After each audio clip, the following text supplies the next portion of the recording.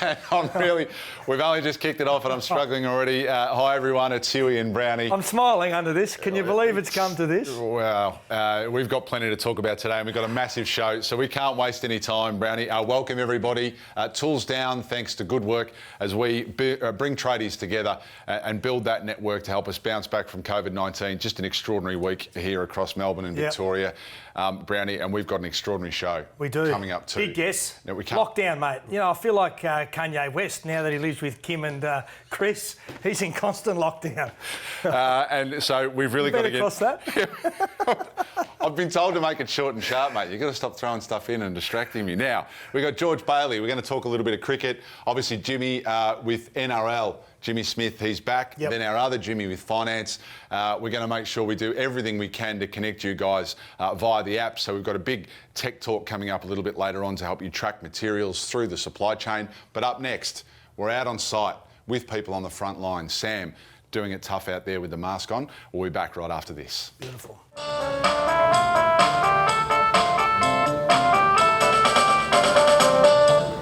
Tools down, thanks to Good Work. It's Huey with Brownie. And now it's time for...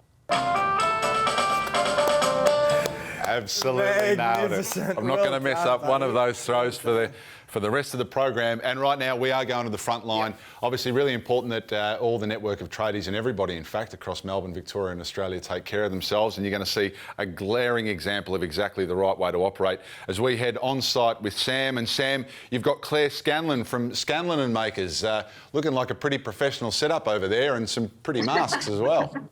I do. We actually set this up purely for this chat.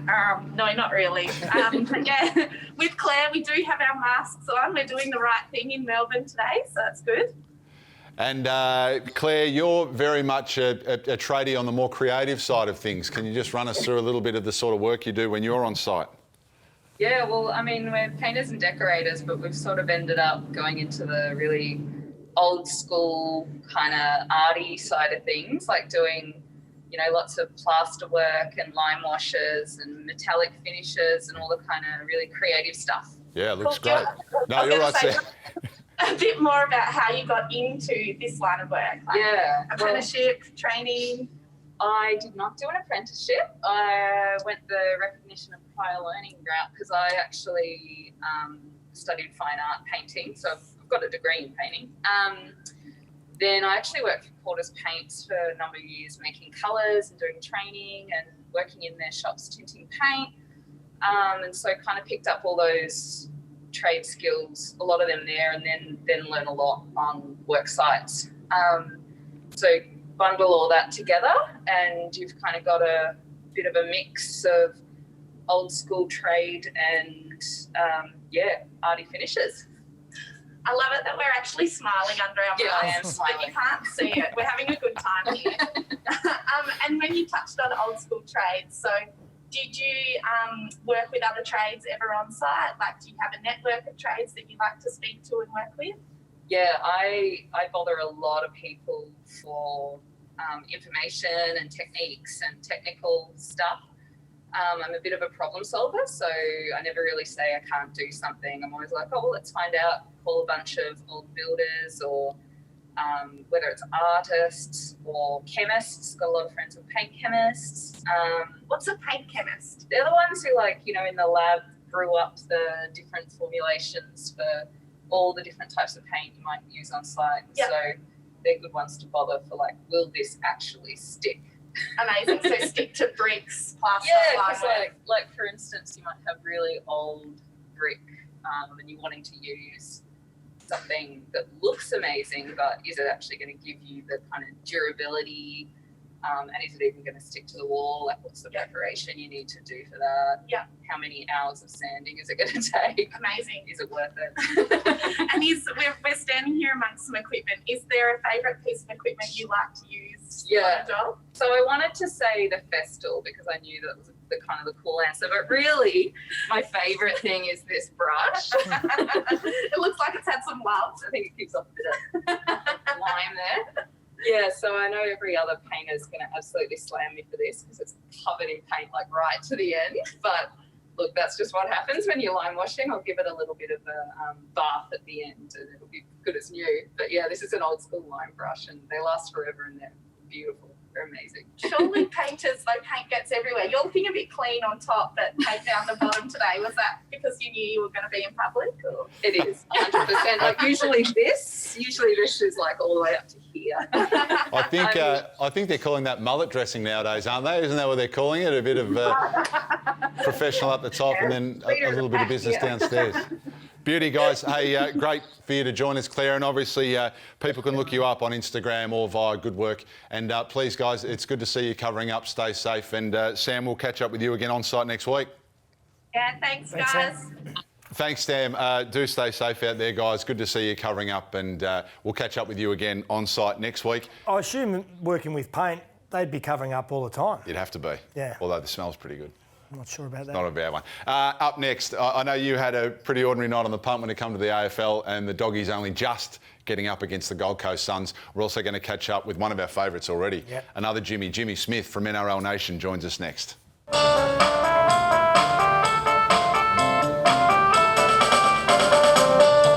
And right now, we've got to keep things moving, Brownie. George Bailey's coming up very soon, the former Aussie cricketer, so please stick around for that. But, wow, Jimmy Smith was just a sensation from NRL Nation when we had him on first. Sorry, Back guys. by popular demand. Just one sec, mate. Just got the... I think we've got a world exclusive just coming through from our producers. Just one second. This will be a stitch up. Right. Oh, wow. No. Hey, Jimmy, you're hearing this first. As we all look to diversify our portfolios, it appears that Campbell Brown is returning to the football field. Yes, getting it through right now. The Kilcunda Bass Football and Netball Club. Yep. I'm sure you're very familiar with them, Jimmy Smith, with all your understanding of local footy down here in Victoria. Campbell, can you confirm, as the world exclusive, that you will in fact be returning to the field for 2021? I'll be assistant coach. I'm not sure if I'll be putting the boots back on to play. But you just got to give back to these country clubs post-COVID. They're on their knees. They've got to get back to what they were. It's the heart and soul of these country places. So I'm that's sure what I'm doing. I'm sure there's a little bit of folding, changing hands too, Jimmy. What do you think about that? And that is a world exclusive. You have heard it first right here. Campbell Brown returning to the footy field. It's big. My thoughts were wonder whether he's going to play goal shooter or wing attack. Which club are you? You at the footy club or the netball club? No, I'll be spending a lot of time around the netball club. Don't worry about I think the word you're looking for there, Brownie, is lurking. Yeah, lurking, exactly right. Rightio. I'll jump straight into it because I know you don't know anything about NRL. Nah, you're right. Hey, speaking of job seeker and job keeper, another NRL coach bites the dust. Paul Green gone from the Cowboys, and there's a couple as well in the gun. Hey, Brownie, the incredible thing is he's a premiership winner, right? Yep. And 3 years ago took the Cowboys to another grand final, a really unlikely grand final. So I suppose you get a lot of credits, don't you, when you win the first ever premiership for an organisation. Paul Green, there's no doubt that he's a great coach. There's no doubt he'll pick up a job somewhere else. Where that is going to be really interesting. But I think his time was done up at North Queensland. He's a really intense sort of bloke, as these coaches tend to be. And sometimes that can lose its way with the playing group. I think that was the case here. They're playing tonight. It'd be really interesting to see how they perform under the caretaker coach in Josh Hannay. But Paul Green, I think, will have offers left, right and centre. Maybe from the centre is the Brisbane Broncos, which will be really interesting to see what they do at the end of this season. Yeah, absolutely. And the Eels continue their merry way. Another dominant win last night. Mitchell Moses was superb. Oh, it was brutal. Yeah. Had so many players that were out of action because of injury, some of it head injury assessment. The Tigers did really well to hang in as long as they did. They had no footy in the second half. They're a really tough side. Michael Maguire's done an excellent job with the West Tigers, but you're right. You get that little bit of class with Mitchell Moses. Like the chip and chase, like as soon as he did the chip and chase last night, I don't know what would be the equivalent for you guys with the AFL, but mate, my mates and I all started texting each other going, how good's a chip and chase? This is amazing. Like, this goes back to Phil Blake in the 1980s, and he used to do it constantly. But, yeah, brilliant bit of work from Mitch Moses. Really solid win from the Para Eels, and right now they're top of the comp. Frank Packer's tackle, what did you think about that? There's been a little bit of criticism around him. So Frank Packer, Were you talking about Kerry's old man? Yeah, sorry, yeah. Or are you talking about Russell Packer? Russell, sorry. You reckon I know nothing about NRL? mate. Take it away, Jimmy. Big Russ. No, he did the big Spear dump tackle. Yeah, Trophy no, tackle. What do you call it? Oh, they call it a crusher. Crusher, yeah. They call it a crusher. And to be honest, Frank I Packer. looked at it and I looked at it and I looked at it and I thought, okay, he might be in a little bit of trouble because of his bad record, but I didn't think there was too much in it. I don't think he came down with his full weight on the neck of the tackle player. He's got a really bad record, Russell Packer. And so look, he'll probably miss a week, but I don't think it was too bad, Brownie. Storm love beating up on poor sides. They did it last week. They've got another opportunity this week against the Broncos. How ugly could it get? Really. And it's been ugly a couple of times already this year for the Broncos and got really ugly last year against the Eels in the semi-final. That was 58-0. They've been beaten 59-0. The Melbourne Storm, who is just like, if you look in the dictionary under the word consistency, there's a photo of Craig Bellamy, right? He's just incredible. They haven't lost to a bottom four side since 2015.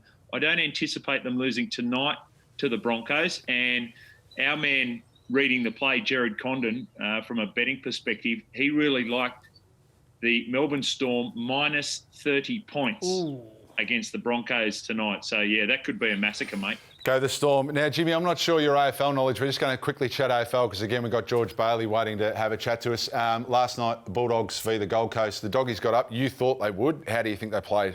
Oh, yeah, they were consistent. It was pretty wet up there in Queensland, so that they grounded out. Full credit to the Gold Coast Suns. Just Jimmy's mobile going competing on.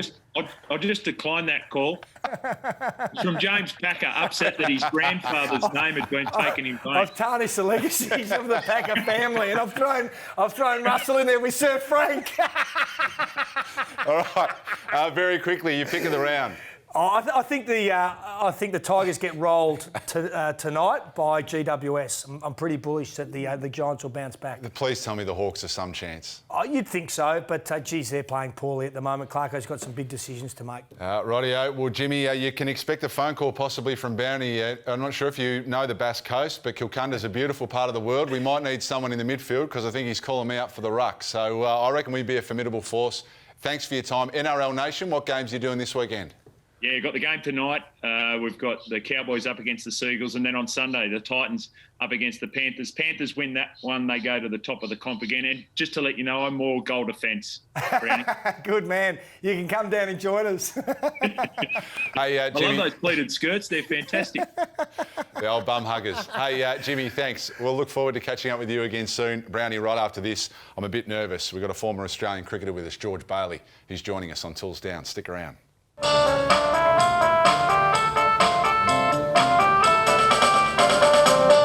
And the good times just keep on rolling, Brownie. Let's try not to get any names wrong as One part of of my the favourite cricket segment. And George Bailey did some amazing stuff. Obviously played for the Aussies and he's got a storied career in cricket. George... But he captained them. Well, OK. I was getting there. George Bailey joining us all the way from another island state in Tasmania. George, how's things, mate? Yeah, going beautifully down here, mate. It's a good spot to be, Tassie, as it always is, but more so at the moment. Well, Tassie's not the butt of all the jokes at the moment. Victoria is, which is quite unfortunate for us. George, we always kick things off. We are a show built for tradies, thanks to good work. Have you ever been on the tools? What's your sort of experience as it goes to navigating your way around the household? That's why I was a bit worried about coming on this show, mate. My best or worst tradie experience, absolutely zero experience, but this is how bad it is. A mate of mine and I, we were in a little flat that we had, and we had to remove the dishwasher and put another one in, and we just thought, oh, we'll just take the pipes off, and there'll be a bit of water because there'll be a bit of water in the pipes, I reckon. So we'll put a condom over this. Oh, no. We'll put a condom over the edge of the end of probably the first time that my housemate had used one of those as well, so I had to show him how to unwrap it. And we'll put that over the end. Well, you can imagine the bloody mains. It was absolute carnage, and turned out we didn't know where the mains were either. So 24-hour plumber later and towels and stuff everywhere. He turned it off and then sort of had this stupid look on his face. What are you like thinking? But the worst part about it was he's standing there in ankle deep water and this condom floats through his legs.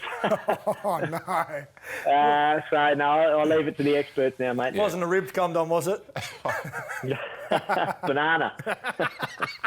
Keep moving. You go with the cricket questions, Brownie. Yeah, mate. Talk us a little bit about your career. Obviously, captained Australia. There was a lot of talk about your stance as well. It was, for someone that loves things a little bit out of the box, your stance was magnificent. How have you enjoyed retirement and what do you think of your journey? Yeah, I love retirement. I still see a lot of the Tassie boys and particularly this time of year have really enjoyed finishing up a coffee with them and then hearing that they're off for fielding practice. And I don't have to do any of that anymore. Mate, I've really, it's the first time, it's funny with a sporting career, you're always looking forward the whole time. And it wasn't until the end of my career that I actually took the time to look back and get a little bit of perspective on the journey itself and start to reflect on how much fun it had been as well. Hey, George, we know with the AFL and the NRL, we've got larger groups of blokes who are isolating themselves as a result of COVID-19. Cricket, to me, in terms of the Amazon documentary, that was just a ripper insight into cricket and the personalities that sit behind it and everyone getting together. With the T20 World Cup coming up and obviously the guys having to think about isolating in the various countries they're going to be visiting, what do you think is going to be the hardest challenge for cricketers when it comes to that sort of isolation mentality or sticking together as a smaller group?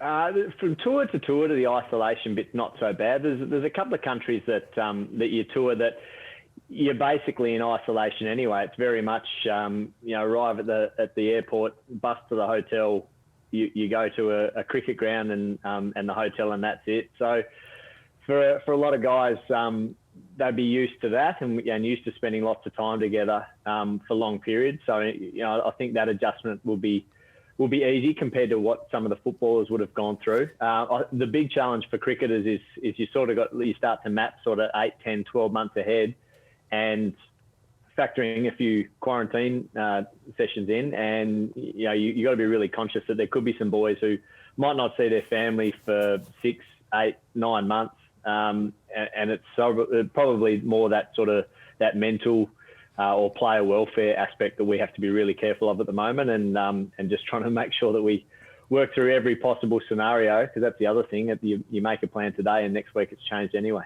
Yeah.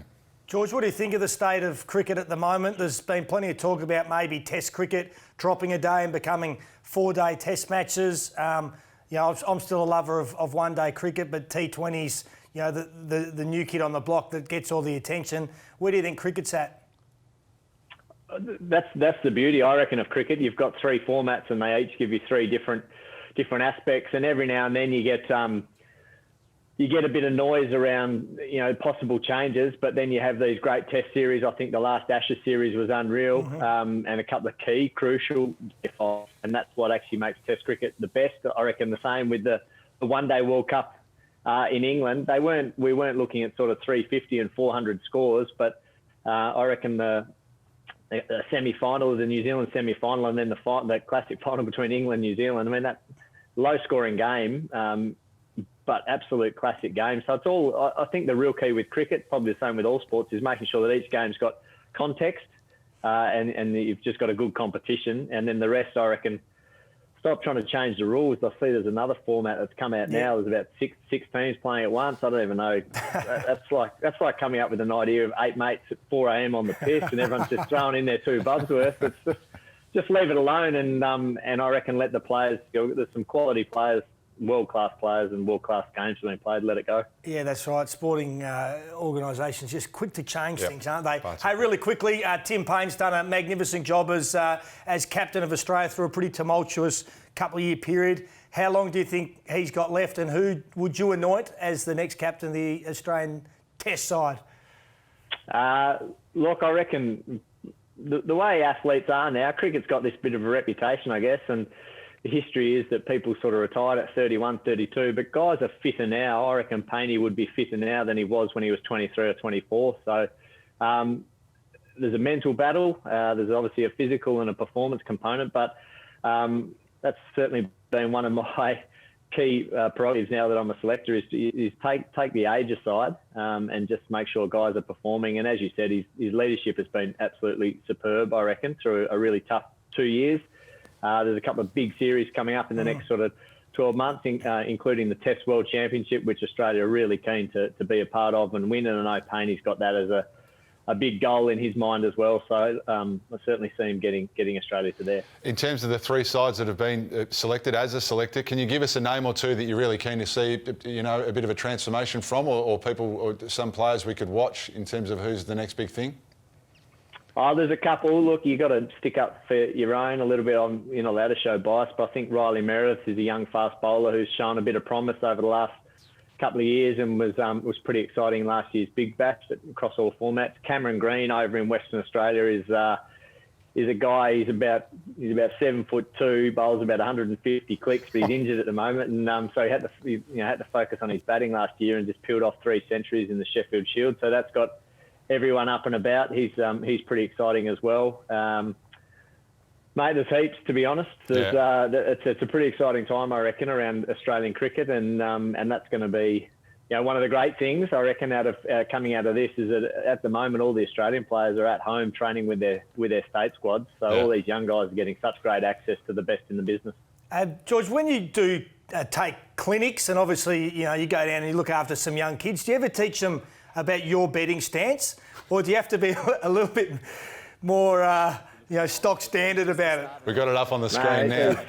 Yeah, and that's not even the worst of it. That's very, very vanilla. I get these poor pictures from these kids. You know, their dad sending through saying, "Look, he's trying to." I just think, you poor bastard, like just that normally, just of all the people you can watch. A tradie show. I'm sure is there only one way that you can do a trade or build something, or you put it together? Like, honestly, who gives a shit? I'm all about the outcome. Yeah. Well, mate, right. It's funny you should say that. We've just got a shot on screen now of one of our followers, Chocs Chat. He's decided to go with the Bailey stance. Yeah, look at that. I love it. Yeah, it happens to the best of us, Chocs. He's sort of twisting I wouldn't be going up a ladder. Oh, yeah, no. That's no good. Chocs Chat doing a great George Bailey impression. And mate, we really enjoy your time. Good luck with everything you're doing in retirement. Even though you look younger, fresher than both Brownie and myself, the open shirt's working wonders for you, mate. And clearly life. I reckon he's obviously been doing a little bit of painting as well in isolation. Are they your paintings just in the background? Yeah, I've just been experiencing a little bit of work with the fingers there, and coming along. I can't quite reach the top of the page yet. Going beautifully. Thanks for your time, mate. Love it. Hey, George, thanks very much. Great interview, great chat, and looking forward to the Aussie cricketers getting back at the crease very, very soon. Up next, we're going to be talking a bit of tradie tech. We're going to chat with Brett from Matrax. Stick around.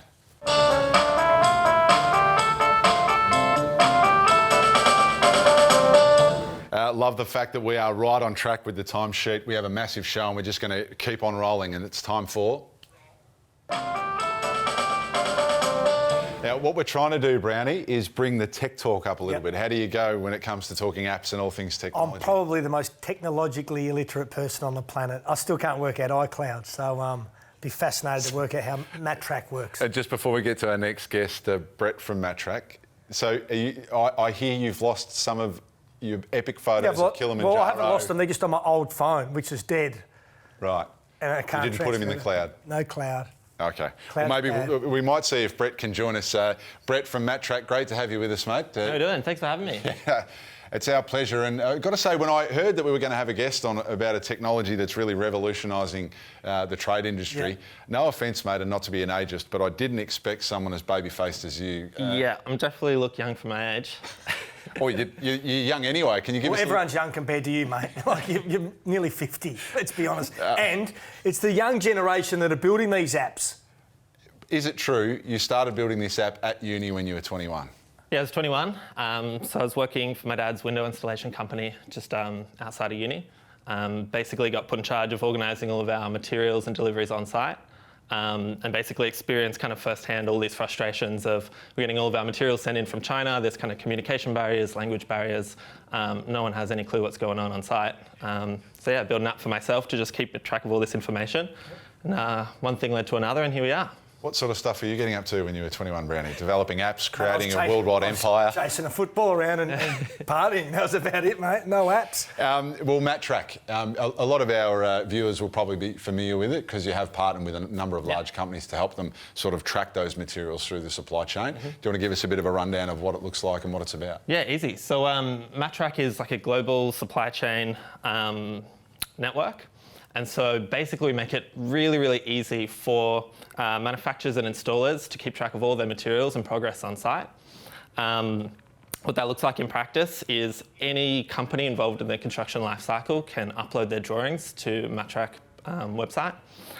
We then analyse those drawings. We can identify all the different materials required for a specific trade.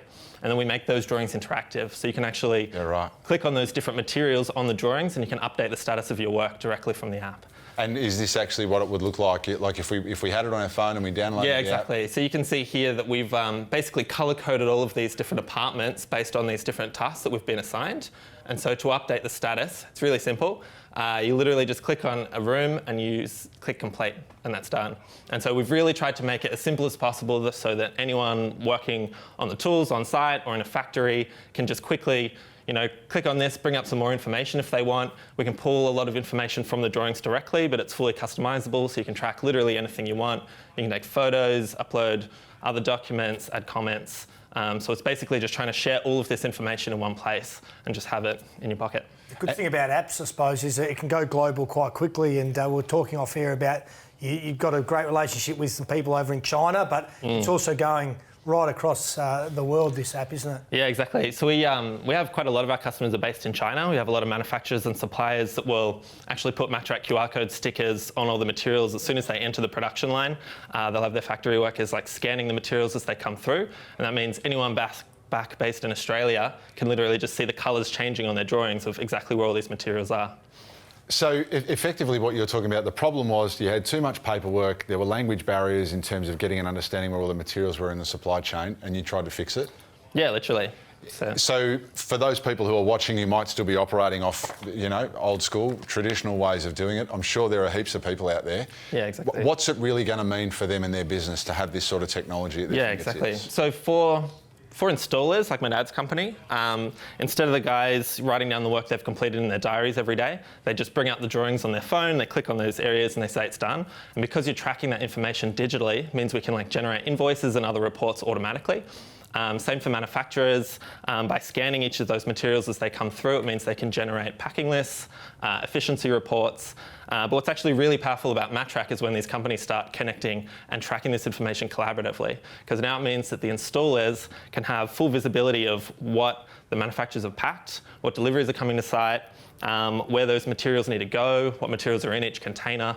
And similarly for the manufacturers, they can get notifications whenever the installers have, if they find something's defective, needs to be replaced. So it's like by connecting them together, it means that both companies are going to be a lot more efficient. Unbelievable. You're taking investors at the moment? We are actually. Too late. We're already done, are we? So no chance for us to get on board, but plenty of chance for your customers to get on board and try. Yeah, absolutely. So yeah, really simple. Anyone can just go straight to the MatTrack website, sign up for free, and start uploading their drawings and start using it. And yeah, it's Jeff pretty straightforward. Bezos was a young bloke when he came up with a concept, and he made $18 billion overnight just recently.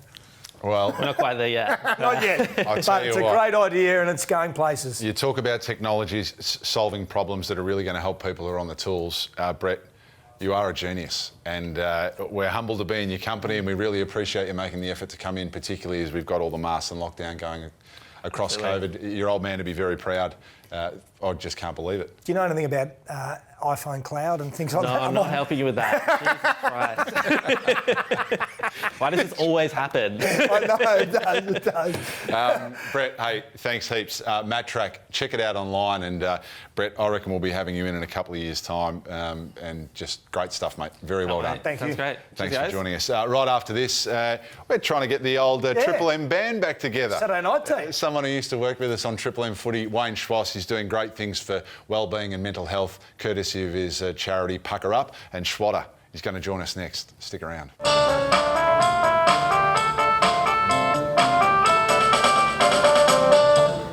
We keep on rolling on, Brownie. Tools down thanks to good work as we try and connect tradies through COVID-19. And we don't just want to connect them on the tools, Brownie. We also want to make sure that we're all feeling okay in our headspace. Because more important than ever. I know you've had a gut full of it, and you've got a young family at home. We've got a lot of people homeschooling, and then we've got the guys out and about, literally on the front line when it comes to COVID-19. So we thought, why not talk about well-being with someone you and I have got a long affinity with, sort of bringing back the old band from Triple M footy. Saturday nights, we were up in Queensland, we were over in Adelaide, we even went to New Zealand yes, we had a good for time. the Anzac Day clash one time. Sort of haven't seen you in a while, and Wayne Schwass from Pucker Up joins us. Great to have you here, Schwatter, and thanks for your time.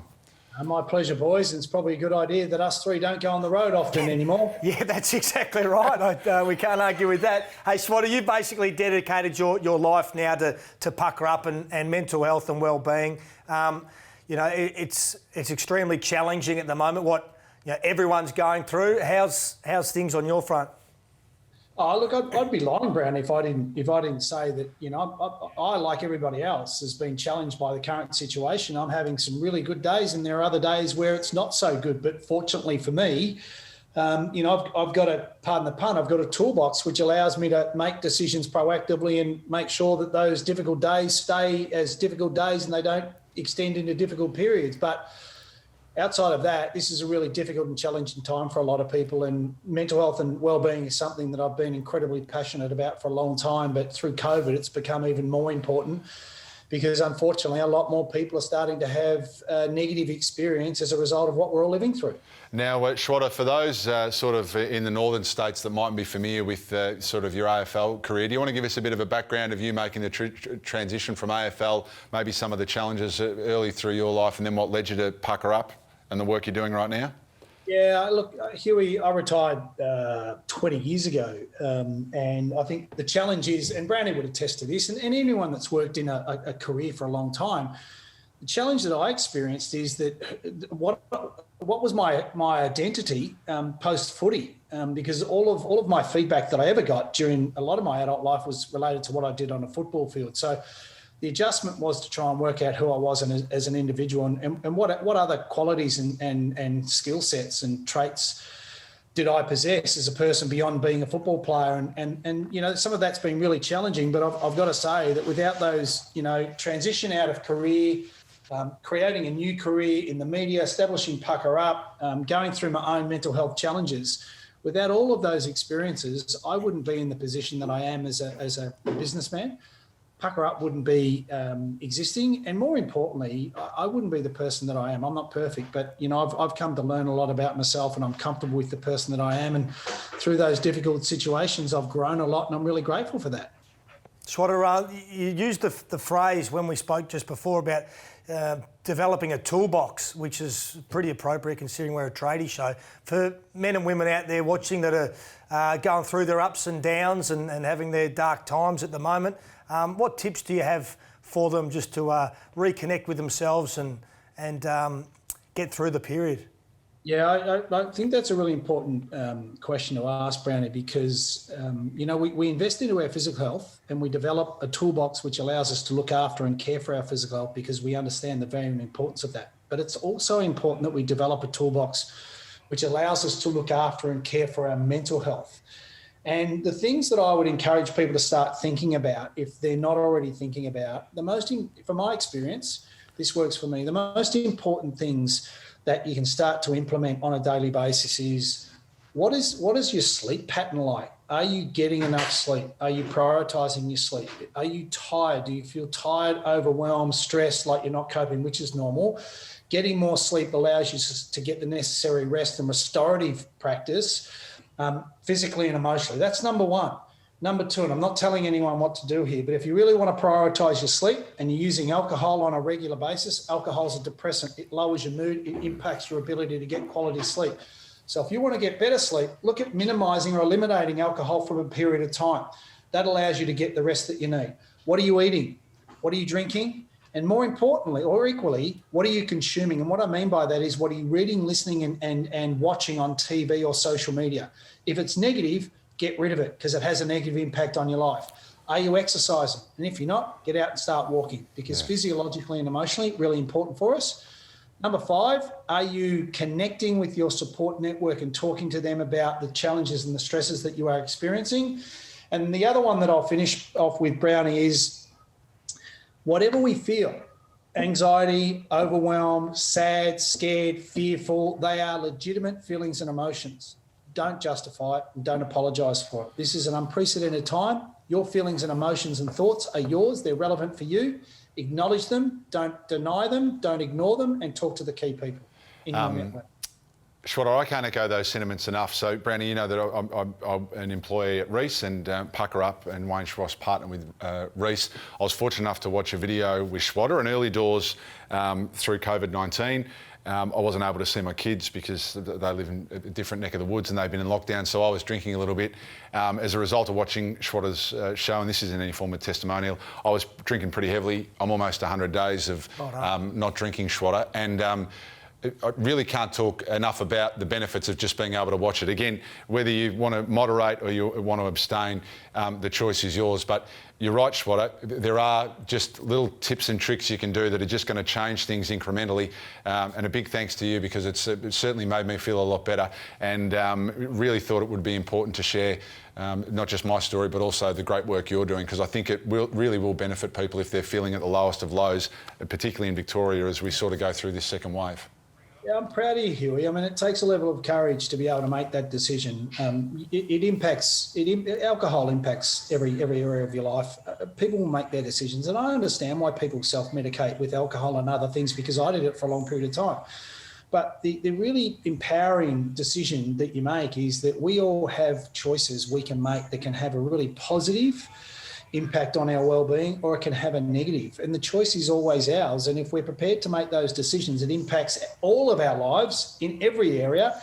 And if you think about being a parent, if we're not drinking alcohol and we're rested and we feel good about ourselves, not surprisingly, our kids and our family get a better version of ourselves, so everybody wins. Yeah. No, here, Shweta. And if anyone is looking for either immediate support because they are either finding themselves in a form of personal crisis, or they just want to try and find new ways to just sort of raise them up and level up their mental and personal health and well-being, obviously they can visit you at puckerup.com. Yeah, absolutely, Huey. Instagram, Facebook, we're on Twitter. If people want to get educated, learn more about how to look after their well-being, they can reach out and contact us, because we've got a host of information available for people. Yeah. Thanks, Shweta. One of the most passionate blokes that I've ever worked with. So keep up the good work, mate. Yeah, mate. And it really is a great story to follow. Puckerup.com. Wayne Schross joining us there. Gee, it'd be good for us all to get back together on some sort of footy broadcast or something, wouldn't it? Oh, yes. Maybe. We can do it. Hey, look at Jimmy. Head back over to New Zealand. Oh, yes. Oh, wow.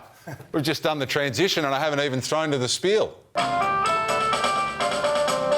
We've had to shorten Jimmy up this week. I don't know how many times I've mentioned the massive guest list we've had on today. Yeah. So unfortunately, boys, Jimmy, as we welcome you. No games between us either. No challenge time today. As much as I would have loved to have seen you, Jimmy, go 3-zip up, today we've got to make it short and sharp. And we have plenty to get through. Jimmy with finance, how are you? Good afternoon, gents. Nice to see you. Happy Friday to you both. It's been another great week. Let's get stuck into it, mate. Run us through the budget deficits first. We saw all the big news from Frydenberg yesterday. What's that going to mean for us on the ground?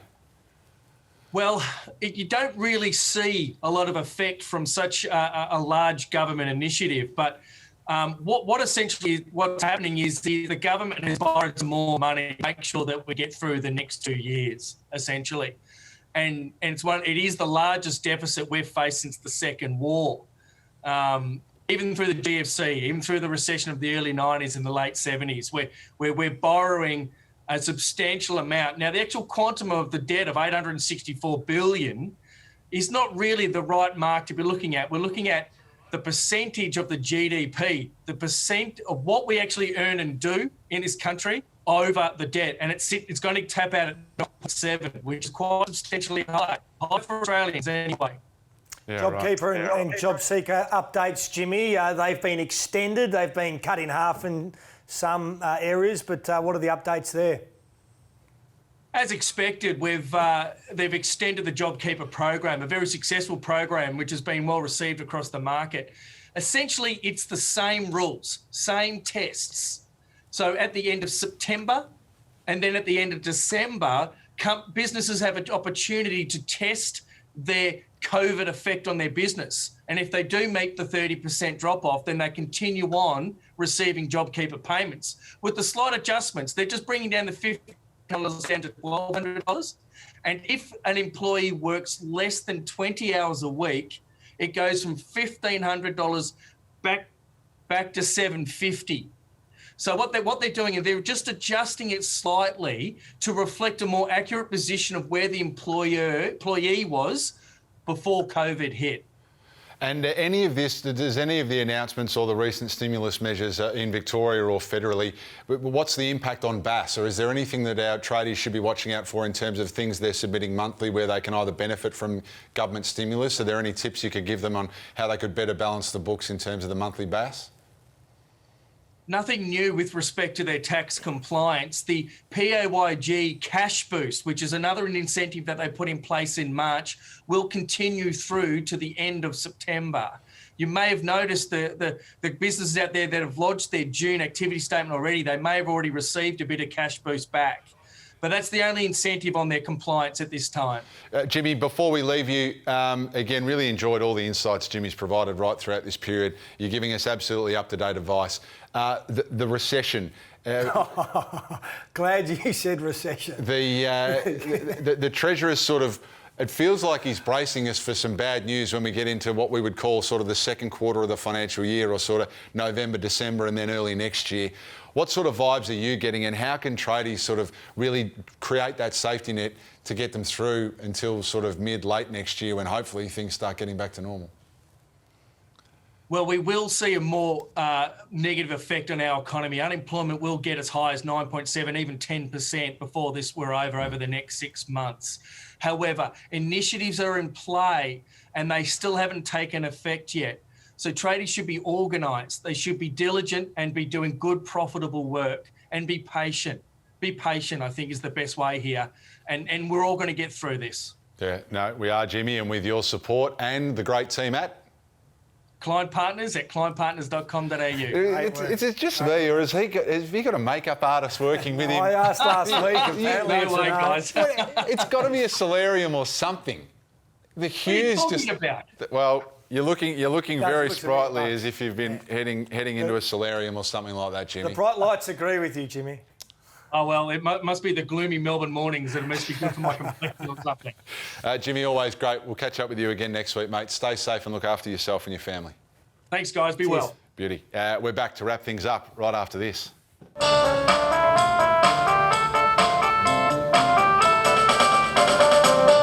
Well, Brownie, I need Biggest show we've had. Mate, I need a Bex and a little bit of a lie down. That was a massive effort by you. And it was great to hear again from Jimmy from NRL Nation. Make sure you're tuning in over the weekend. Plenty of big action happening in the NRL. George Bailey, what a great bloke he is. Schwatter from our days at Triple M. We got the very pertinent messaging, especially at the moment. So make sure you take that in and take care and look after each other. Yeah, and no matter where you are, we know masks might seem like a bit of an inconvenience, but do the right thing by yourselves, your family and the community, particularly those of you on the front line. Mask up, stay safe, and we'll do this all again at same time, same network. I'm an asthmatic, mate. Again, think about me, I can hardly breathe at the best of times. Just make sure you got the Ventolin on hand, Brownie. Look after yourself. We'll see you next week, guys. Hey, just make sure you follow Kanye on Twitter. He's just dropping bomb after bomb. What is it with you No and one Kanye? can survive. It's extraordinary behaviour. Kardashian, what do they call it? The Kardashian. Lamar Odom, now Reggie Bush, Chris Humphries. Oh, stop it.